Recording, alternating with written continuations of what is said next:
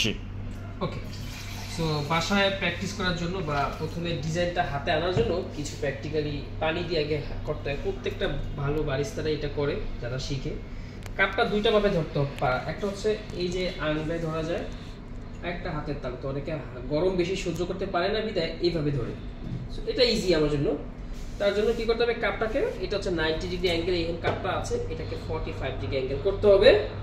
এরপর কাপের মাঝখান থেকে একটা স্পিডে ঘোরাতে হবে। যদি আমি লাভ বানাতে চাই, একটা স্পিডে এভাবে ঘোরাতে হবে, এভাবে ঘোরাতে হবে। যখন এই লিপসের কাছাকাছি চলে আসবে পানি বা দুধের লেয়ারটা, তখন পিচারটাকে উপর থেকে নিচে নামাতে হবে। নিচে নামিয়ে মাঝখানে একটু জোরের উপর পুশ করে ধাক্কা দিয়ে কাপটা আস্তে আস্তে সোজা করতে হবে। যখন কাপটা ভরে গেছে তখন পিচারটা একটু উপরে উঠাতে হবে, তারপর সামনে চিকন করে তীরের মতো সামনে চলে যেতে হবে। এই শেপে করলে তার লাভটা হয়ে যাবে। আস্তে আস্তে লাভ পারতে পারতে কিন্তু সে টিউলিপ পারবে, রোজেটা পারবে। তবে বেসিক আগে হার্ড থেকেই শুরু করতে হবে।